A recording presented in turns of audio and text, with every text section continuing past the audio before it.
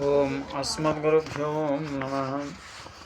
లక్ష్మీనాథసమారంభం నారసామనమధ్యమాం అస్మదాచార్యపర్యంతం వందే గురుపరంపరం.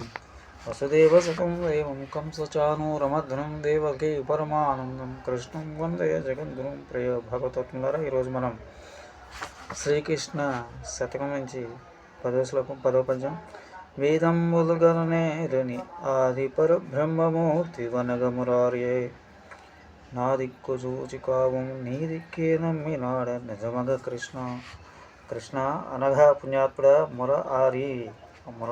మురాసురుని శత్రువు అతనిని వధించిన వాడ, వేదములు కననేరని వేదములు కూడా అంతుపట్టని ఆది పరబ్రహ్మమూర్తివి, ఈ జగత్తుకు ఆది అయిన పరబ్రహ్మను నా దిక్కు చూచి కావు, నా ఎడ దయతో చూసి నన్ను సంరక్షించము. నిజముగన్ నా దిక్కు నీవే అని నమ్ముకొని ఉంటుంది. కృష్ణ, నువ్వు వేదాంతానికి కూడా అతీతుడవు.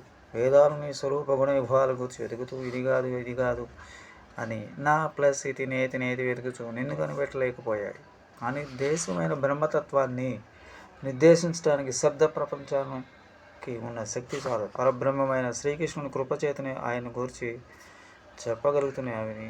అవి ఈశ్వర పరమ కృష్ణ సచిదానంద విగ్రహ అనాదినాది గోవింద సర్వకారణ కారణం.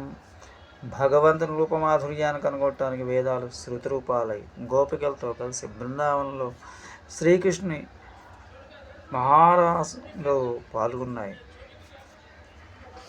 మంగళం భగవాన్ విష్ణు, మంగళం మధుసూదన, మంగళం గరుడధ్వజ, శ్రేయకాంతాయ కళ్యాణధేనుదేద్రం, శ్రీ వెంకట నివాసాయ శ్రీనివాసాయ మంగళం. మంగళం నరసింహాయ మంగళం గుణసింధవే, మంగళానివాసాయ యాదాద్రీసాయ మంగళం. మంగళాశాసన పరమదాచార్య పురోగమై సర్వైస్య పూర్వైరాచార్య సకృపాయాస్మ శ్రీమతే రమజా మాతృమునీంద్రాయ మహాత్మనే శ్రీరంగవాసునే భూయాత్ నిత్యశ్రీ నిత్యమంగళం. స్వస్తి. జయ శ్రీరామ్. ఓం అస్మద్గురుభ్యో నమః.